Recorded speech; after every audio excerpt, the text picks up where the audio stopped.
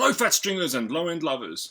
Well, it's been more than a month now, about a month and a half that I've been using these DR Sunbeams, and I thought I'd share my opinion with you. So the first thing to get across, which is really important, and it's a really important point concerning these strings actually, and that is that I've been playing these more than you would an average pack of strings, I think anyway. I say average, that doesn't include like, professionals like session players and things like that.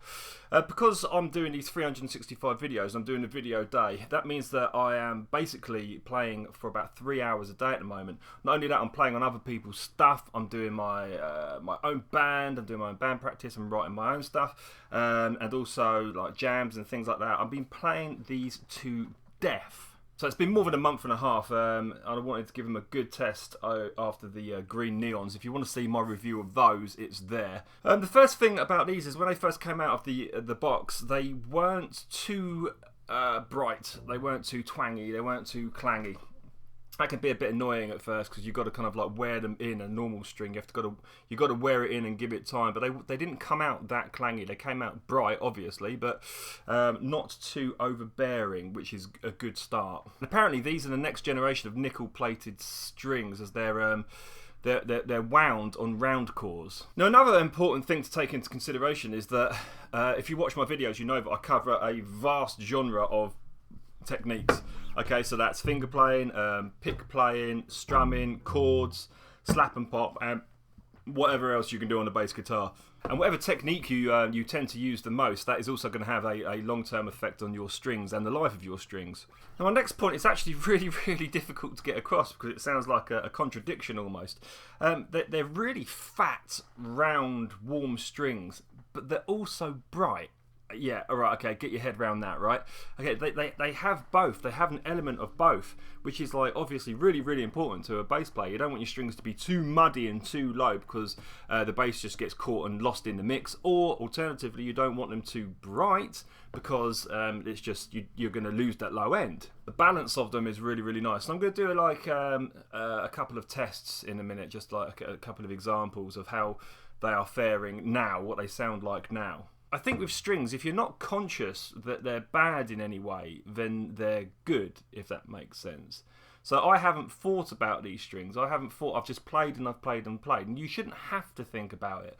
If you're thinking about your strings, oh, these don't feel comfortable, or it doesn't feel right, or they feel too dead, or they feel too bright, then it's obviously not a good string. And I haven't thought about these in all the times I've been playing. When I was in 8 hours in the recording studio, when I've been playing behind my computer every day, I haven't thought about them once. It's only when I've come back and consciously thought, okay, I'm going to think about these strings, that I thought, actually, do you know what? They are brilliant because I haven't had to be bothered about them. They have a job and a purpose to fill, and if they're good, if it's a good product, we kind of take it for granted almost. So I'm going to throw a few random examples at you of like how these strings are bearing up. It's going to be difficult to get it across because obviously the bass matters, the bass amp matters, the sound that you've got, and all of that stuff is really going to make a difference. But try and listen out for the strings themselves.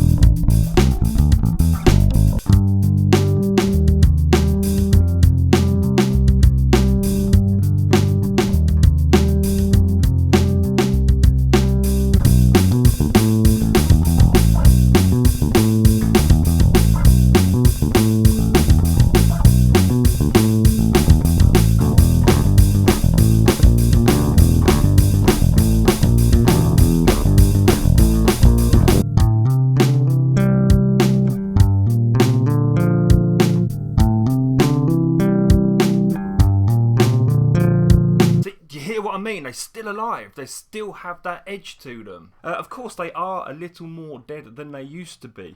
That's going to happen to any string. I've been using them for a month and a half. A hell of a lot. But they're not that dead. I would still use this in the recording studio. I'd still use these strings in the recording studio if I was going to go do a whole new recording session. They still feel really, really smooth. They still feel really, really comfortable. They still have that bright edge, and they still have that low edge as well. It's not too... It hasn't been lost there. They're not eating into my frets. They're not dirty. They're not discoloured. These are a high quality string, a dependable string.